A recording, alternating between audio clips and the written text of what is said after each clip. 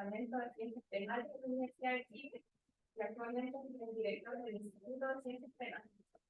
Además, se encuentra ejecutando un fondo científico que se llama Azar, Control y Responsabilidad. Así que sin más demora, nos vamos a muchas gracias, Juan Pablo, por aceptar nuestra invitación. Buenas tardes. Directo de por el primer tiempo de haber recibido la invitación. Tengo máxima gratitud hacia Constanza por cómo pudo bien organizar los pormenores, y ya no me voy muy contento de encontrarme sorpresivamente con amistades de tanta larga data.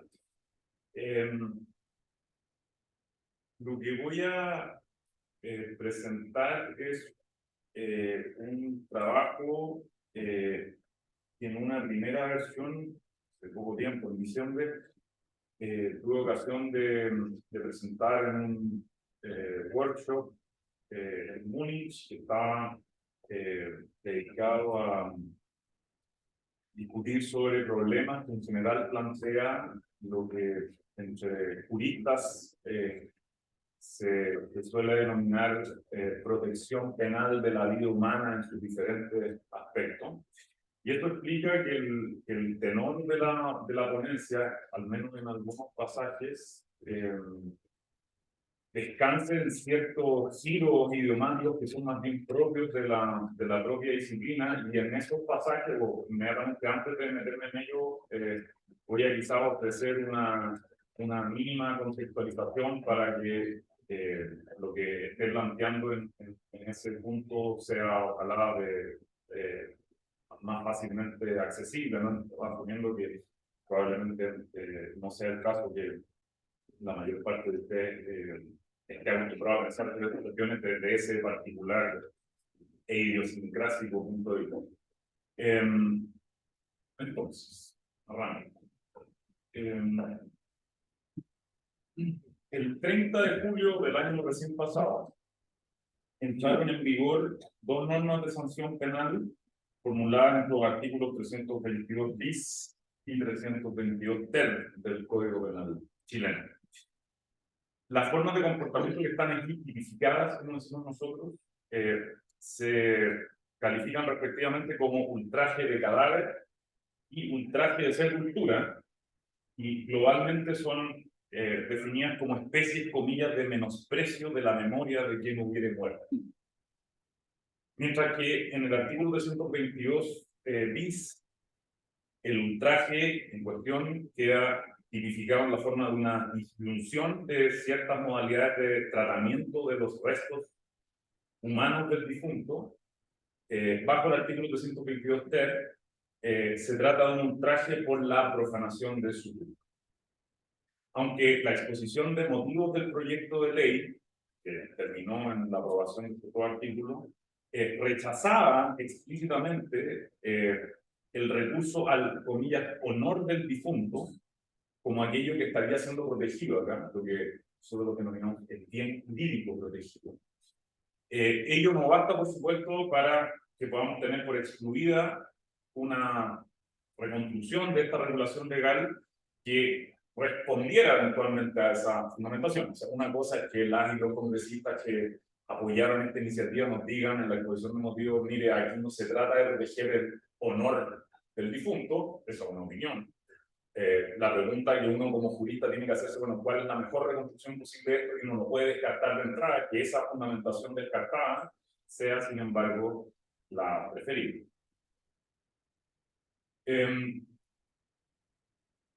En referencia al, digamos, a una disposición legal del Código Penal alemán, que penaliza lo que uno puede llamar la denigración de la memoria de un difunto. Esa es la terminología que aparece en la disposición equivalente del Código Penal alemán. El jurista Erich Hilgendorf postula, de hecho, el honor que subsistiría de la persona fallecida como lo que sería aquí afectado por el delito en cuestión. Y eso afectado, el comillas bien jurídico, según Hilgendorf, tendría que ser entendido como un bien jurídico individual cuya titularidad correspondería a esa persona fallecida. Hilgendorf vincula esa tesis con la llamada teoría de la protección póstuma de la personalidad, que es una construcción que ha elaborado la jurisprudencia alemana.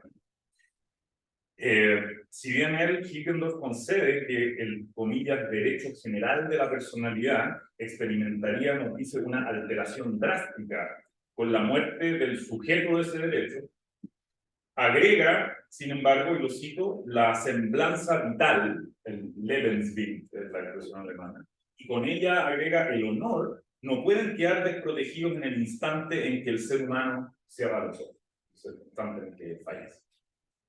De esta manera, Hilgendorf parecería quedar en condiciones de defender la tesis, todavía de mayor alcance, según la cual sería posible legitimar normas que, estando reforzadas por lo que llamamos penas, sirvan en sus palabras a la protección de bienes jurídicos que serían susceptibles de ser lesionados con independencia de la existencia de un sujeto de derecho viviente. Eso quiere decir que, más allá de que el ser humano en cuestión haya fenecido, tendríamos que poder sostener que la persona de ese ser humano sigue siendo, en alguna medida, titular de, comillas, bienes jurídicos que serían todavía post-mortem susceptibles de ser lesionados.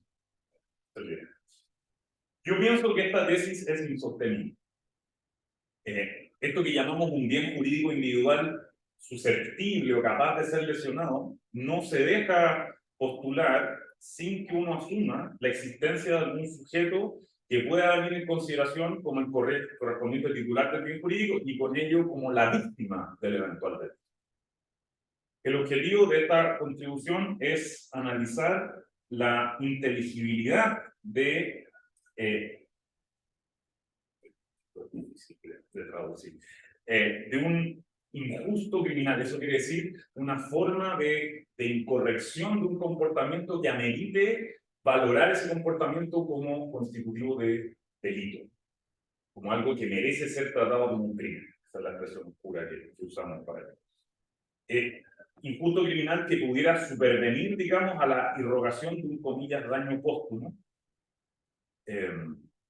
Y esto lo pretendo hacer en conexión inmediata con una pregunta adicional que Hilgendorf, ya citado, considera más bien poco importante. La pregunta de si acaso la protección que se pudiera brindar a ese bien jurídico individual, ¿no?, cuya titularidad tendría que corresponder al ser humano fallecido, es imaginable, sin embargo, allí donde se trata pretendidamente de un bien jurídico que en realidad carece de sujeto. Eso es algo que concede Hilger, que dice, bueno, quizás sí, aquí hay que decir que se trata de un bien jurídico que carece de sujeto, pero eso no importa mucho. Yo creo que importa mucho, yo creo en contra que importa demasiado.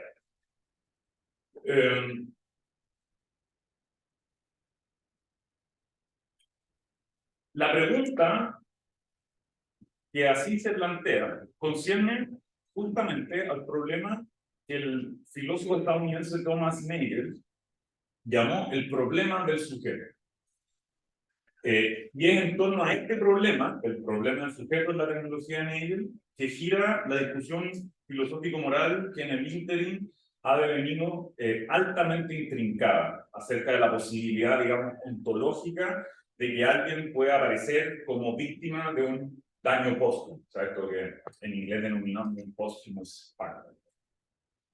Mi análisis del problema descansará en algunas premisas obtenidas tanto de la metafísica analítica como de la filosofía de la biología, que van a fijar el instrumental conceptual, que al menos desde mi punto de vista es requerido para ello. Y por razones de simplicidad, voy a intentar extraer esas premisas de la exhaustiva exploración ofrecida por el filósofo alemán Michael Quandt, de la compleja relación en la que se encuentran los problemas de la existencia humana y la identidad personal. Quandt nos propone superar la ambigüedad de la pregunta por la identidad de una persona humana, por la vía de reducirla en rigor a 4 preguntas diferentes. No es una pregunta, según Quandt son 4. Tenemos que ser capaces de diferenciarla. A ver, primero la pregunta por las condiciones de la personalidad que se refieren a las propiedades y las capacidades en virtud de las cuales los hijos, una entidad, tendría que ser adscrita a la clase de las personas. O sea, qué características, qué cualidades tiene que exhibir una entidad para que la podamos subsumir bajo la categoría persona.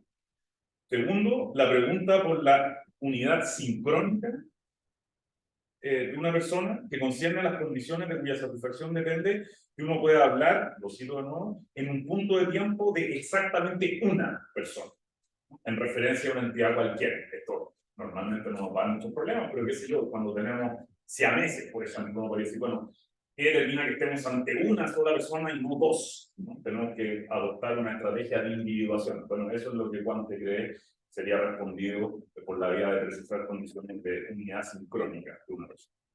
Tercero, la pregunta por la, comillas, persistencia diacrónica de una persona. Esto es por su identidad a través del tiempo, de cuya respuesta depende si acaso una persona que existe en un punto de tiempo es o no idéntica a una persona que exista en otro punto de tiempo. Soy yo el mismo individuo, digamos, la misma persona que la persona que hace un poco más de media hora tomó el metro, ¿no?, en la estación Baquedano para desplazarse hasta acá. Y cuatro, la pregunta por la personalidad. Uso este neologismo porque Quante distingue en alemán entre Personalität, que tradujo como personalidad, y lo que él llama Persönlichkeit, y es lo que estoy traduciendo como personalidad, que es precisamente la pregunta de quién es una persona singular y quizás quién quiere ser. Es una pregunta más bien psicológicamente cargada. Para el problema aquí tratado, ¿no?, el de la inteligibilidad de tal cosa con daño póstumo, tiene importancia sobre todo la tercera pregunta, relativa a la persistencia diacrónica de una persona. La respuesta que a esa pregunta da Quante asume la forma que él considera característica de lo que deberíamos llamar teorías complejas. En contraste con las llamadas teorías simples, estas últimas conciben la identidad de una persona a través del tiempo como algo, comillas, no reducible a relaciones empíricamente observables, y así como un factum, dice Quante, esencialmente vinculado a la perspectiva de la primera persona. Las teorías complejas parten de la base de que la persistencia de una persona es analizable y con ello reducible, por cuanto ella, agrega Quante, queda constituida a través de relaciones de continuidad que son empíricamente observables. O sea, la idea aquí es que no es algo misterioso, en el sentido de que sea inaccesible a la observación empírica, que una persona sea la misma a lo largo de 2 puntos de tiempo. El carácter misterioso de esa relación de identidad, en cambio, es lo que tiende a ser favorecido por quienes adoptan alguna variante de teoría simple de una posición. La específica versión, ahora, de una teoría compleja, favorecida por Quante, se corresponde con el llamado enfoque biológico. La premisa fundamental para ello, según Quante, se obtiene de la consideración siguiente. Para poder determinar, lo cito, si una entidad A, digamos, existente en un punto de tiempo, es idéntica a una identidad B, existente en otro punto de tiempo, es necesario echar mano a algún concepto sortal, que implícita o explícitamente subyacta a nuestra praxis de individuación o de identificación. Es decir, el término gato expresa, usado literalmente, un concepto sortal, porque podemos tomar un universo de entidades y preguntarnos cuáles de ellas son subsumibles bajo el concepto gato, y entonces el concepto gato no solo nos dice que eso es gato, nos dice que eso es un gato en oposición a 2, 3, 4 gatos. Eso es lo propio, así funciona semánticamente un término que expresa un concepto sortal. Y aquí el concepto sortal en cuestión tendría que ser, en palabras de Quante, constitutivo, no meramente en el sentido de que las propiedades que este concepto especifica sean exhibidas por la respectiva entidad en todos los instantes de su existencia. Para que algo sea un gato, tiene que ser un gato durante todo el lapso en que exista. De lo contrario, no es un gato.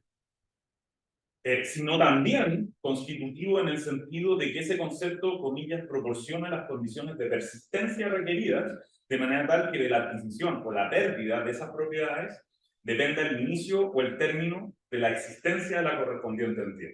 Se trata de nacer como gato y morir como gato. Tratándose de la persistencia de una persona humana, esta no es una expresión redundante. Jurídicamente hay personas no humanas, personas jurídicas, sociedades, corporaciones. Son personas, pero son personas humanas. El concepto sortal relevante no debería ser, según Quante, el expresado por el término persona, sino más bien el expresado por el término ser humano. Esto es lo que está en el meollo de lo que él llama el enfoque biológico. La razón para ello se encontraría, lo vuelvo a citar, en que en la caracterización de una entidad como persona estarían en juego evaluaciones, normas, lo cual volvería imposible el análisis de su persistencia mediante relaciones empíricamente observables de continuidad tanto causal como espacio-temporal. El concepto de persona es un concepto normativamente cargado. Frente a ello, agrega Quante, el concepto entendido como puramente biológico de ser humano se ofrecería como el concepto sortal apropiado, puesto que él determina, en sus palabras, la clase natural de aquella entidad con la que se corresponde una persona en cuanto ser viviente. Esto tiene una serie de implicaciones, por supuesto, nos podemos meter si les interesa en ello en la discusión.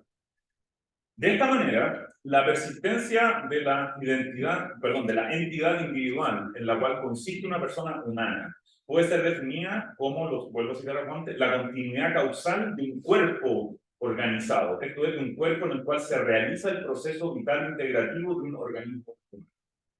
De esto se sigue ahora bien que la muerte de una persona humana tiene que ser entendida como el fin de la existencia de un organismo determinado, lo cual tiene como consecuencia ulterior de la mayor relevancia para el problema tratado, a saber, la siguiente.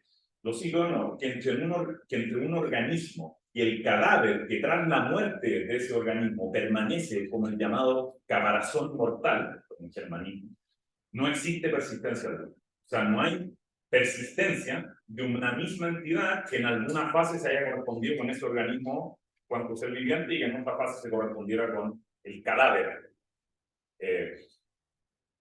con el que nos encontramos una vez que ese organismo ha dejado de existir. No hay continuidad. Yo no voy a ser idéntico con el cadáver que aparezca en escena una vez que mi vida se haya extinguido. Estas son las premisas, no las estoy defendiendo con argumentos, no las estoy justificando, las estoy simplemente enunciando para que ojalá nos entendamos y ustedes puedan ver si les parecen o no atendibles las consecuencias que uno puede extraer de ello. En el contexto de la discusión aquí relevante, el hecho de que la existencia de una persona humana llegue a su fin con su muerte queda expresado a través de lo que en la discusión especializada se conoce como la tesis de la aniquilación. La entidad individual en la que consiste la persona en cuestión no tiene persistencia más allá del instante de su muerte. La tesis de la aniquilación constituye la premisa decisiva sobre la cual reposa lo que se conoce como el enfoque epicuriano. A propósito de esta pregunta, la de la inteligibilidad de daños personales póstumos, que encuentra una clara formulación, de ahí su denominación, en un pasaje de la célebre carta a Meneceo de Epicuro. Este es el pasaje que se cita una y otra vez. Así, dice Epicuro, la muerte, el más terrorífico de los males, es nada para nosotros desde que mientras existimos, la muerte no está con nosotros. Pero cuando la muerte viene, entonces nosotros no existimos. Ella concierne la muerte, entonces, ni a los vivos ni a los muertos, desde que para los primeros, los vivos, ella no existe, y los últimos no existen más. En su versión irrestricta, así pretendo denominarla para que no entendamos, el enfoque epicuriano se descompone en dos tesis principales. A saber, primero, la tesis de la imposibilidad de un daño personal póstumo, y segundo, la tesis de la inocuidad, o sea, la falta de dañosidad de la muerte para la persona muriente. Es un paquete de dos tesis, lo que se asocia al enfoque epicuriano. Ambas tesis habrían de obtenerse de la conjunción de dos requisitos relativos a los presupuestos bajo los cuales un evento puede ser dañino para alguien. A saber, un requisito de la experiencia, por un lado, y un requisito de la existencia, por otro. Peyote, es un autor al que voy a estar haciendo referencia en lo que sigue con frecuencia, formula el requisito de la experiencia, el primero así, lo cito. Para ser el sujeto de un bien o un mal, una persona tiene que experimentar las sensaciones apropiadas o al menos ser consciente de que él o ella ha recibido un beneficio o sufrido una privación.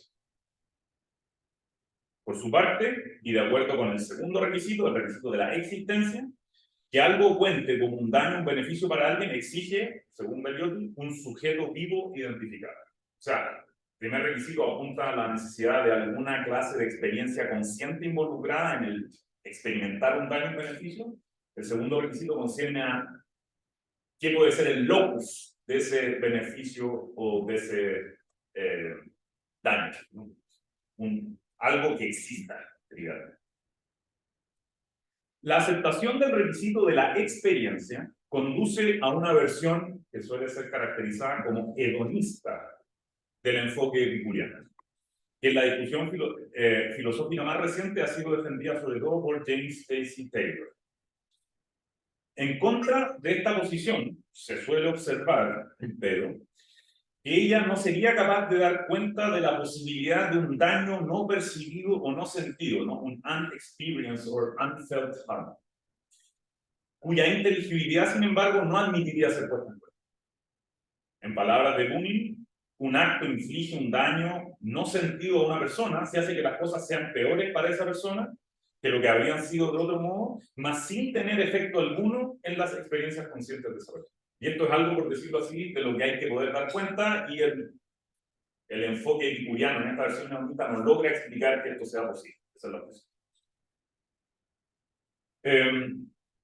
Que precisamente desde el punto de vista del derecho penal, no cabe dudar, yo diría, de la posibilidad de semejante daño no percibible.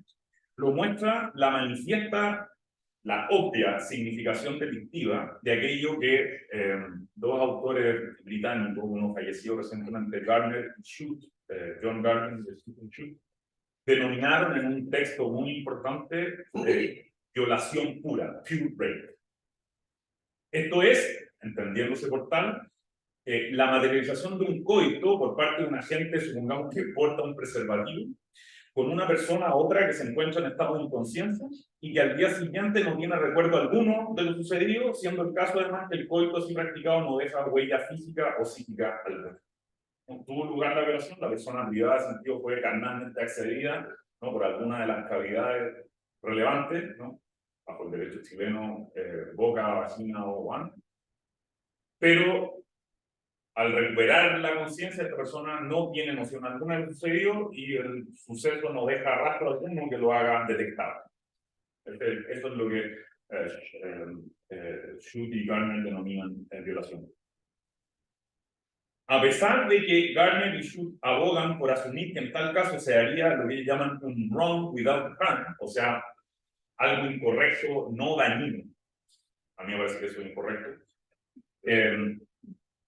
Esto queda fundado en, yo diría, una muy poco plausible restricción del concepto de daño a la afectación de lo que Joel Feinberg, denominó un interés de bienestar. O sea, si uno entiende que daño es equivalente exclusivamente a lo que uno podría llamar la afectación de un interés de bienestar, bueno, quizás la tesis de Gardner y Shute, según la cual en casos de violación pura no habría daño, sea plausible.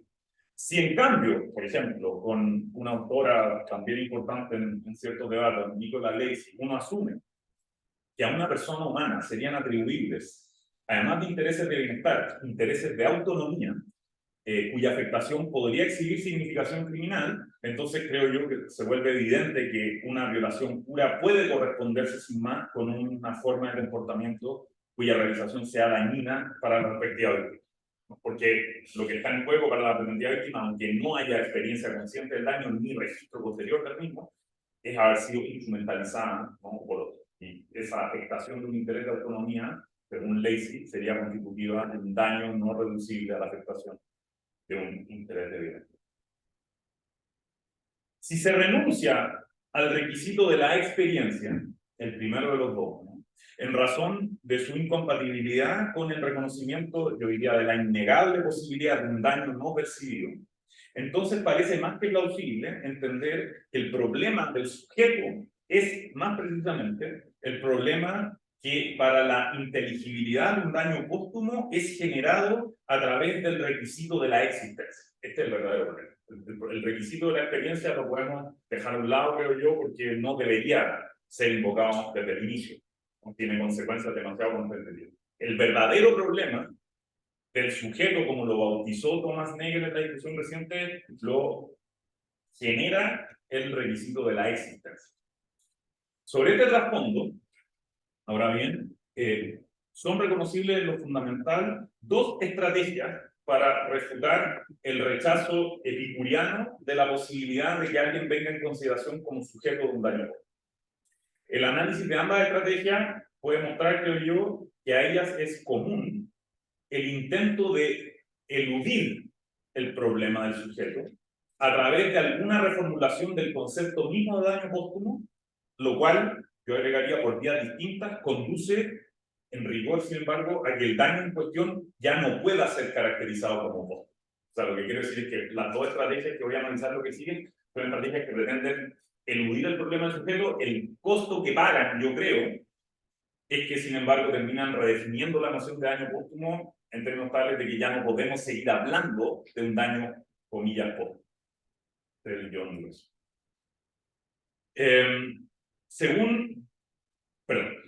Entonces, la primera estrategia de las dos que voy a considerar se conoce como el enfoque Feinberg-Pitcher, por los dos apellidos de los autores que le dieron forma acá.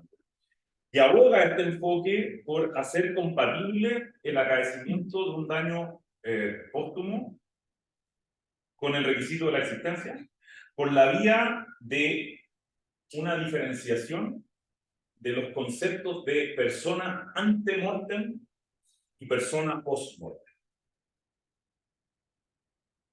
El argumento capital para ello se apoya en la idea de que como sujeto del daño en cuestión vendría en consideración la persona ante mortem, en cuanto portadora de un interés que habría de entenderse afectado en consideración de un evento acaecido con posterioridad a su muerte. Este argumento, sin embargo, ¿no?, el que se apoya en esta distinción, nos dice el sujeto del daño es la persona ante mortem, la persona vista, por decirlo así, como todavía no muerta. Necesita ser defendido frente a dos objeciones capitales. Mientras que la primera objeción se refiere a la implicación que el argumento tiene en cuanto a la persistencia de la respectiva persona humana en cuanto portadora de intereses más allá del instante de su muerte.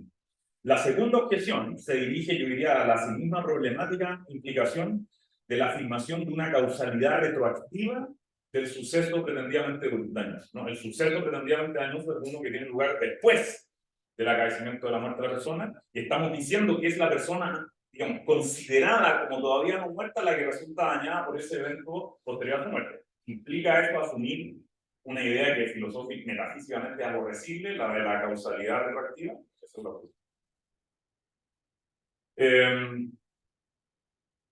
según Bunin, quien hasta ahora, lo que yo alcanzo al menos, ha ofrecido la versión, la defensa más exhaustiva del enfoque Feinberg-Pitcher, ambas objeciones podrían ser neutralizadas de la mano de una clarificación de la premisa sobre la que reposa la respuesta afirmativa que Pitcher diera a la pregunta siguiente. ¿Es posible que después de la muerte de una persona ocurra algo que daña a la persona viviente que ella era antes de que muriera? Pitcher responde afirmativamente esa pregunta.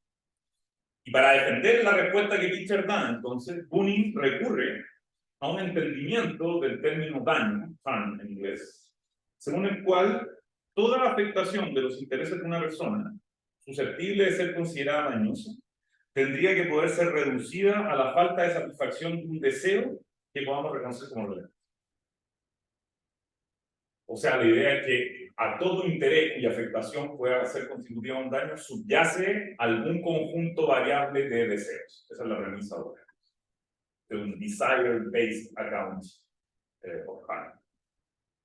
Con la prevención de que, y esto es bien importante para algunos debates, en los que no me voy a meter, en los que me he metido básicamente por dándole causa a algunas inquietudes propias de la ética animal, pero no me voy a meter en eso ahora al menos. con la prevención de que el contenido proposicional de uno o más de estos deseos en cuestión no necesita ser idéntico con el contenido del interés que podemos entender fundado en ese o en esos deseos, yo creo que esa premisa es correcta. O sea, yo no tengo querella alguna con la idea de que a todo daño subyace la afectación, o sea, a todo daño subyace la afectación de un interés y a todo interés subyace algún conjunto de deseos. Claro, lo que uno no puede conceder, sin embargo, creo yo, es que tiene que haber identidad entre el contenido de ese o esos deseos y el contenido del interés susceptible de ser dañado. Ejemplo, necesito yo ser, digamos, sujeto de un deseo de seguir vivo para que el hecho de que alguien me mate me puede provocar un daño. Yo creo que la respuesta a esa pregunta tiene que ser negativa, porque no estamos dispuestos a decir que solo individuos que tengan autoconciencia de sí mismos pueden ser dañados a través de eso. ¿No? Tienen obvias implicaciones biológicas. Pero yo sí creo que sin algún deseo que pueda servir como soporte último a un interés en la propia supervivencia, no tiene sentido reconocer un interés en la propia supervivencia. Estos deseos, que no necesitan ser deseos en sobrevivir, se conocen en la discusión especializada como deseos referidos al futuro. Si yo tengo hoy un deseo de cuya satisfacción depende de que yo siga con vida mañana, entonces eso basta para que me sea atribuido un interés en mi profesor. Pero no me invitaron a hablar de eso, yo no me voy a entender. Estoy simplemente saliendo del closet de la interacción, porque me quieren pegar por ello. Sobre esta base, debería ser posible, según Bunin, dar forma a un argumento concluyente a favor de la tesis de que una persona humana, tras cuya muerte se vea frustrado un deseo referido al futuro que ella haya tenido como persona ante mortem, debería por ello ser vista esa persona como el sujeto de un daño sufrido durante algún segmento de su vida. Un ejemplo presentado por Bunin puede quizás servir para ilustrar la constelación aquí relevante. En vida, Alice iba a traducir su nombre como Alicia, pero van a darse cuenta el otro nombre, el otro personaje intraducido, entonces dije, mejor me quedo con el nombre en inglés. En vida, Alice mantuvo el deseo de que su cadáver fuera incinerado y sus cenizas fueran esparcidas en la cima de un monte. Tras la incineración en Peno, su viudo, Ted, se decide por verter las cenizas de Alice en el inodoro. Al respecto, Bunin nos dice lo siguiente. Puesto que la persona viviente que era Alice es precisamente la persona cuya vida terminó conteniendo un deseo satisfecho menos que lo que habría contenido en caso contrario, y puesto que Alice existía cuando ella vivía la vida que acabó conteniendo un deseo satisfecho menos, la persona viva que era Alice es el sujeto del daño en el caso del acto de Ted. O sea, Ted, al tirar las cenizas de Alice por el inodoro, hizo algo que implica que en vida Alice haya tenido un deseo frustrado que no se había visto frustrado si a posteriori Ted no hubiera vertido la ceniza en el inodoro, sino que la hubiera esparcido en la cima. Esa es la estrategia clave para defender, digamos, para oponerse a la conclusión epicuriana de que no puede haber tal cosa como un daño póstumo. Pero ¿queda con ello realmente debilitada la objeción a la que ya aludía de que por esa vía al comportamiento, digamos, presuntivamente dañino estaría siendo atribuida la propiedad de ser retroactivamente causal? ¿Está asumiendo esa implicación en Bunin cuando argumenta así? La respuesta afirmativa de Bunin, según la cual queda debilitada esa objeción, no es relevante la objeción, no es pertinente la objeción de la causalidad retroactiva. Se apoya en la distinción siguiente. Un acto en un instante T2 no puede causar un cambio en el mundo físico que ocurra en un instante anterior T1. Eso no puede hacer. Pero un acto en T2 puede ser responsable del hecho de que una proposición particular sea verdadera en un instante anterior T2. No se trata entonces de que lo que ocurre en T2 tenga como consecuencia causal algo que tendríamos que localizar en el instante previo T1. Se trata de que algo que ocurre en T2 puede condicionar la verdad o falsedad de una proposición relativa a T1. Esa es la manera. Esta toma de posición, sin embargo, creo yo, es problemática por partida doble. Por un lado, el deseo cuya falta de satisfacción sería constitutiva del pretendido daño póstumo tendría que contar como frustrado desde el instante en el cual la persona ante mortem se formó aquel deseo. Según Bunin, esto resultaría apoyado por el paralelismo que se daría entre deseos y creencias. Él observa al respecto. Supóngase que ayer usted creía que hoy yo no tiraría una piedra. En ese caso, que yo tire hoy la piedra, llevaría a que usted estuviera equivocado. Mi acto de hoy no cambia el hecho de que ayer usted tuviera la creencia que en efecto usted tenía. Lo que se sostiene más bien es que mi acto de hoy determina el estatus de esa creencia como falsa en vez de verdadera. O sea, algo que yo hice hoy determina que la creencia que otra persona tenía ayer tiene que ser vista como una creencia falsa. Y esa creencia era falsa ayer, a pesar de que lo que la hacen falsa es algo que ocurre. Pero, si un evento que acaece posteriormente puede determinar la verdad o falsedad de una preexistente creencia referida al futuro, entonces, por paralelismo, un evento que tenga lugar posteriormente también debería poder determinar el estado de un deseo preexistente como satisfecho o no satisfecho, y esto antes del acaecimiento del suceso en cuestión. En palabras de Bunin de nuevo. Supóngase que ayer usted quería, que fuera el caso que hoy yo no tirara una piedra. Sobre tal supuesto, que yo tire una piedra hoy lleva a que ayer usted tuviera un deseo orientado al futuro ya frustrado. Mismo gesto filosófico. Hay algo que otro agente hace hoy día, que hace que el deseo referido al futuro, referido a lo que el otro agente pudiera hacer hoy, que el sujeto de ese deseo se había formado ayer, contara ya como frustrado ayer. Podrán sacar la conclusión que esto tiene para el caso de Alice. Alice tenía el deseo de que en algún punto del tiempo futuro sus cenizas fueran esparcidas en la cima de un monte, ¿no? El evento consistente en el arrojo de las cenizas por el inodoro determina que ese deseo haya contado como frustrado ya en el momento en que ese deseo se había formado, antes de que ocurriera el evento frustrante del deseo. Semejante simetría entre creencias y deseos referidos al futuro en lo tocante a la realización o falta de realización de su respectivo contenido proposicional, sin embargo, a mí al menos no me parece sostenible. Pues en el argumento de Bunin se pasa enteramente por alto que las creencias y los deseos son especies de actitudes proposicionales que tienen una opuesta, comillas, dirección de ajuste.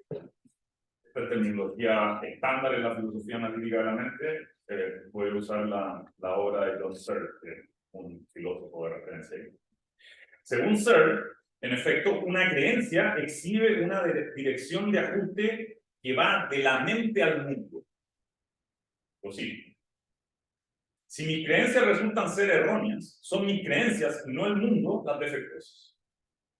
Es responsabilidad de la creencia, por decirlo así, ajustarse al mundo, y donde el ajuste falle, yo reparo la situación cambiando la creencia. O sea, yo no puedo como sujeto una creencia decir, bueno, yo creo que hoy día va a llover. Resulta que cuando no llueve, yo digo, bueno, el problema es del mundo, no, mi creencia es posible. No, yo no puedo seguir, no puedo, en sentido lógico, seguir albergando la creencia cuando el mundo me muestra que la creencia es falsa. Y por eso es muy importante, yo no puedo saber que estoy equivocado, nunca. Es una imposibilidad gramatical, si ustedes quieren, en el sentido de cuando descubro que la creencia es falsa, la abandono. Ya no tengo por verdadero aquello en lo que la creencia es. Frente a ello, un deseo exhibe, una dirección de ajuste opuesta, de mundo a mente. Si mis deseos no se cumplen, dice Searle, no puedo de tal modo corregir la situación simplemente cambiando el deseo. En estos casos es, por decirlo así, en el mundo que está en falta, si no se ajusta al deseo, y no puedo arreglar las cosas diciendo que se trataba de un deseo equivocado. Si tengo mi autoestima sensible y yo no tolero la idea que mis deseos no sean satisfechos, no, en realidad yo no tenía ese deseo. Esto es ser chanta, digamos, psicológicamente. El problema no está en el deseo, está en el mundo, ¿no? Porque el punto de tener un deseo es, por decirlo así, la pretensión de que el mundo se adapte al deseo. En eso consiste que deseos y creencias tengan la opuesta dirección de ajuste ya analizada. Así, en contraste con una creencia que puede ser concebida, digámoslo así, como la imagen subjetiva de un estado de cosas, un deseo tiene que ser entendido como el modelo subjetivo para un estado de cosas.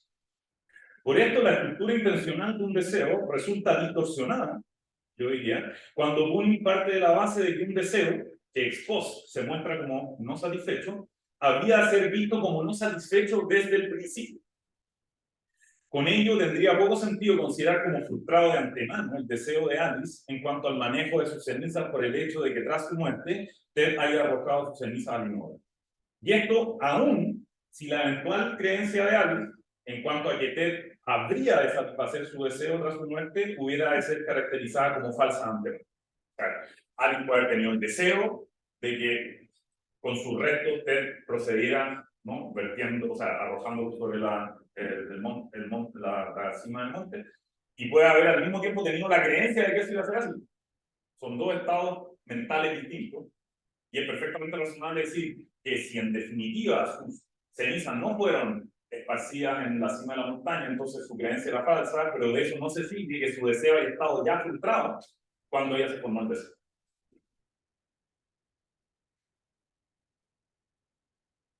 Más allá de esto, la plausibilidad del enfoque de Feinberg-Pichet también se ve impactada por la problemática implicación de que durante todo el tiempo por el que subsista el deseo que una persona se haya formado, esa persona se habría encontrado en una condición dañada, es la expresión de Feinberg, harm condition, en la medida en que el deseo en cuestión se vea frustrado por un evento acaecido tras su muerte.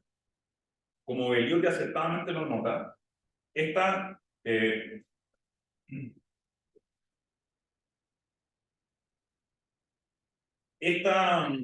consecuencia tendría que ser vista como insostenible.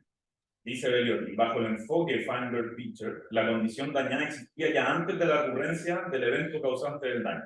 De hecho, el acontecimiento causal parece tener valor en un plano puramente epistemológico. Aquí él revela lo que siempre fue el caso en cuanto al impacto moral del daño precede al evento agraviante. Según Judith Jarvis Thomson, esto significaría, sin embargo, que cada uno de nosotros siempre se encuentra en tal condición dañada en cuanto se corresponde con nuestra experiencia vital, que un subconjunto de nuestros deseos relevantes no se verá satisfecho. Con ello, afirmaría uno seriamente que, por ejemplo, alguien que un día sufre una golpiza se habría ya encontrado un par de días antes en una condición dañada por el hecho de que la proposición de que él sería golpeado 2 días después ya entonces contaba como verdadera. Si esta pregunta tiene que ser respondida negativamente, como a mí me parece obvio, entonces nada distinto puede valer para un caso como el de Alice, en el cual el evento pretendidamente dañoso tiene lugar tras la muerte de la presunta víctima.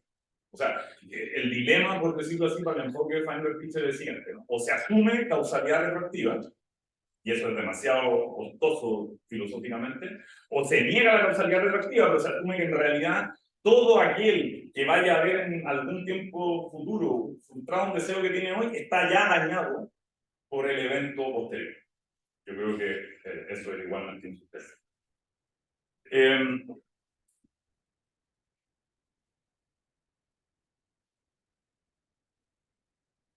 Dado el tiempo, me voy a saltar una sección en la que le paso revista a algunas estrategias distintas del enfoque Feinberg-Pichet para tratar de sortear el impacto que el requisito de la existencia tiene, ¿no?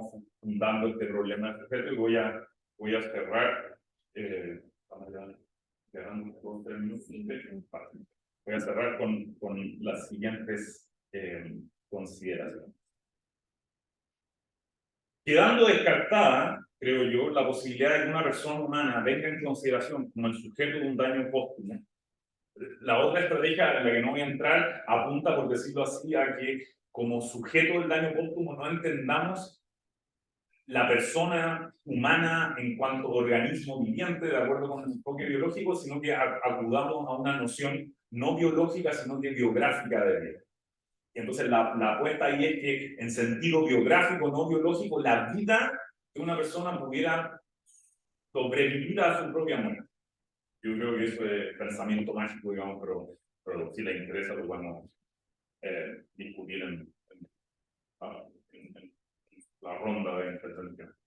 Entonces, quedando descartada la posibilidad de que una persona humana venga en consideración como el sujeto de un daño póstumo, pero yo, uno de todas formas tiene que poder dar cuenta de la intuición siguiente. Parece razonable la penalización de determinadas formas de comportamiento que se refieren a aspectos de la existencia geográficamente considerada de una persona, aunque extinguida esa persona con su muerte. Para volver explicable una regulación jurídica que contemple esa penalización, como la del ultraje de cadáver o el ultraje de sepultura, creo yo, uno no necesita en lo absoluto echar mano al pretendido postulado según el cual una protección póstuma de la personalidad serviría al fin de, comillas, posibilitar la preservación del derecho general de personalidad del difunto o aún el desarrollo interior de esa personalidad. En palabras del jurista Albrecht Benders, se trata más bien de garantizar condiciones marco para el pleno desenvolvimiento de la personalidad en vida, esto es, de la protección del que vive y no del muerto. Una protección reforzada penalmente, y una entendida de este modo, puede en particular asumir la forma de lo que un jurista alemán, de hecho mi doctor Faber, mi maestro alemán, llama una protección general frente al peligro abstracto. Una idea difícil de reseñar sucintamente, pero espero que con el argumento se vuelva claro a qué estoy apuntando. El valor, la valía que determinados bienes jurídicos personales, como nuestra vida, nuestra integridad, salud corporal, nuestra libertad de movimiento, todos esos son bienes jurídicos personales. Que esos bienes tienen para sus titulares, también puede depender de si cada cual, cualquiera de nosotros, puede contar con que, digámoslo así, ciertos reflejos póstumos de la propia existencia habrán de ser tratados o no ser tratados de determinada manera. Esto nos deja en posición de reconstruir de un modo satisfactorio decisiones de criminalización como las que están expresadas en los artículos 322 bis y 322 ter del Código Penal, a las que aludía al comienzo, sin asumir o sin comprometernos con la idea de un daño póstumo, pero al mismo tiempo evitando postular algún aparente bien jurídico pretendidamente colectivo, yo diría de dudosa dignidad ontológica. Por ejemplo, y esto aparece en la jerga de los penalistas a veces, un bien jurídico colectivo consistente en el sentimiento de piedad que se encontraría más o menos extendido al interior del grupo social, que es otro argumento al que se puede echar mano para tratar de explicar por qué tenemos tipificado ahí lo que tenemos tipificado, ¿no? Como aquello en cuya afectación, en cuyo menoscabo radicaría la significación delictiva de semejantes comportamientos. Antes bien, yo diría, las prohibiciones de ultrajar el cadáver o la sepultura de un ser humano fallecido y con ello en sentido cuante no persistente, pueden ser entendidas, esas prohibiciones, como orientadas a brindar una protección frente al peligro abstracto a una multiplicidad variable de bienes jurídicos individuales que están inmediatamente conectados con nuestra existencia en cuanto organismos vivientes. Y la clave está en que la posibilidad de disponer o de aprovechar en vida esos bienes, nuestra integridad corporal, nuestra propia existencia física, etcétera, nuestra libertad, se volvería considerablemente más gravosa para cualquier persona que no pudiera razonablemente confiar en que tras su muerte sus restos habrán de ser manejados de una manera congruente con los deseos, las preferencias que en vida ella pudiera haber tenido a ese respecto. Y digamos así, el carácter general o anonimizado de la protección que así se brinda a esos bienes que son atribuibles a sujetos vividos y coleantes, ¿no? Se ve reflejada ese carácter anónimo en la insensibilidad que la protección muestra tener en cuanto a si el cadáver o la sepultura de cuyo ultraje se trata, se corresponde o no con los restos póstumos de una persona que en vida efectivamente llegó a formarse o no algún deseo o preferencia en cuanto a cómo hubieran de ser tratados esos restos. Aquí la cuestión no depende de que tengamos un documento de voluntad post-mortem en que se indique lo que debe hacerse con mi resto. Se trata de que en general no aceptamos, porque de lo contrario la vida se nos volvería muy intrincada, que los restos de cualquiera, la cintura de cualquiera pueda ser ultrajada de esa manera. Pero para cerrar, esto sí que es el punto final, digamos, hay todavía una pregunta de importancia, creo yo, que necesita ser respondida. ¿Cómo puede afirmarse la eventual dañosidad de la muerte de una persona para la persona de cuya muerte se trata si está excluida la posibilidad de un daño póstumo? Es una pregunta bioéticamente central. Esto es crucial, puesto que la negación de que alguien pudiera haberse dañado a través de su propia muerte pertenece al núcleo del enfoque epicuriano. La toma de posición de Feinberg a este respecto creo yo es suficientemente elocuente. Dice Feinberg, si la ausencia de sujeto obsta a que hablemos de daños póstumos, que es lo que Feinberg no quiere conceder, entonces también obsta a que hablemos acerca de la muerte como un daño, ya que tanto la muerte como los eventos póstumos son postpersonales. O bien la muerte y los eventos póstumos pueden ser dañinos por igual, o bien ni aquella ni estos pueden ser. O sea, se trata de un paquete. Si usted rechaza la inteligibilidad de los daños póstumos y dice nadie puede ser dañado por muerte, entonces parecería que usted tiene que morder el anzuelo y decir en realidad el morir tampoco es dañoso para quien muere. Y esa parece ser una implicación, como yo, tolerable. La equiparación así sugerida, creo yo, es problemática, en cuanto ella da por sentada un determinado concepto de muerte. La muerte de una persona humana es entendida en el marco de ese argumento como un estado que representa el punto de término de su proceso de morirse. Y este no es el concepto de muerte aquí pertinente, muerte como estado, se sigue ya el hecho de que con ello la tematización misma de un daño pretendidamente póstumo, como póstumo, tiene que aparecer como lingüísticamente rápida.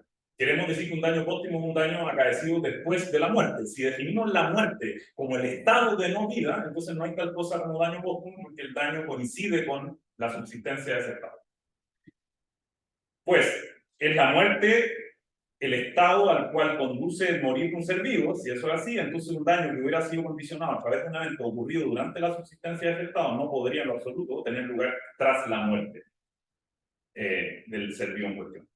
Y entonces, para no descartar desde el principio esta forma de hablar por incoherente, por la muerte de una persona humana tendríamos que entender más bien el evento, el cambio, consistente en la transformación de su estado vital en un estado de falta de vitalidad, en el cual ella ya no existe como ser orgánico viviente. Por esta vía, deja de ser problemático decir que la muerte de una persona es algo que puede ser dañino para ella. Se trata del evento de morir y no del estado al que lleva ese evento. Siendo esto último el caso, entonces es posible localizar el correspondiente daño que implica la muerte para el que muere, exactamente en el instante en el cual tiene lugar la transformación en cuestión, tal como esto es sostenido por los partidarios de la llamada tesis de la simultaneidad. Un aspecto significativo del daño así padecido por alguien consiste, irónicamente podríamos decir, en que por esa vía la persona dañada deja de estar en posición de poder ser ulteriormente dañada. Gracias.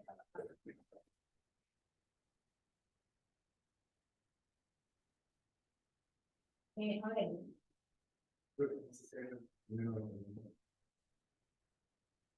Muchas gracias por la charla, súper interesante y me sabía sobre el Instituto de Responsabilidad.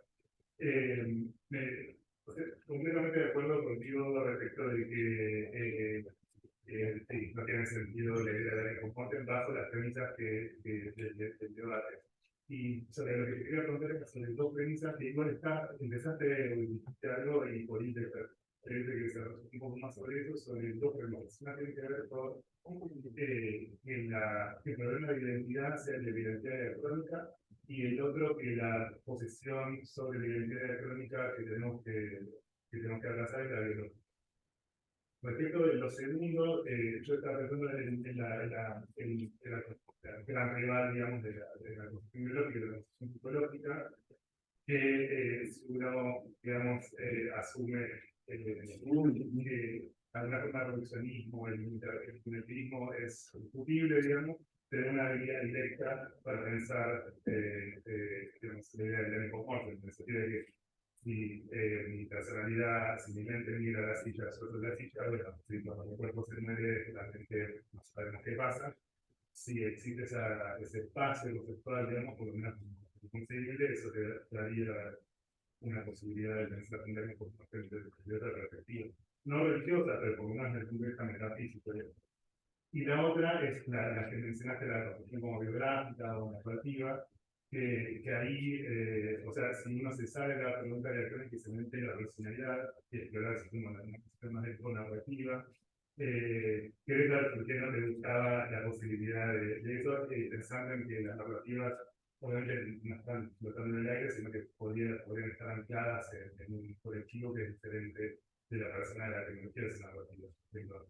Lo que es la memoria de los feelings es importante, o la materia es importante para un colectivo que, digamos, que carga con eso después de los lanzamientos.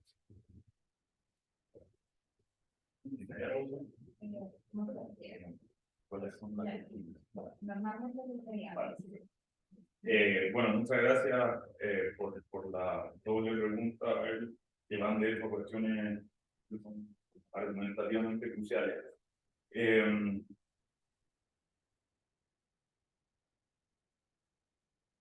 Yo diría, o sea, la razón por la que yo creo que Quante está en lo correcto al decir que el sentido de identidad aquí relevante para este debate crucial es el de la resistencia diacrónica, radica justamente en que la pregunta es si la muerte de algo que podemos llamar una persona representa un hito en una trayectoria que pudiera extenderse más allá de ese hito o representa el hito eterno. Ahora, es verdad que para, digamos, no prejuzgar la solución que uno ve al problema así planteado, uno debería tener cuidado de no amarrar conceptualmente la opción, o sea, el privilegiar ese sentido de identidad como persistencia crónica con la estrategia de la que se vale Quante para enfrentar la pregunta planteada. Son dos cuestiones distintas. O sea, uno podría decir que el sentido de identidad relevante es el de la persistencia crónica, pero yo rechazo el enfoque biológico. Eso es perfectamente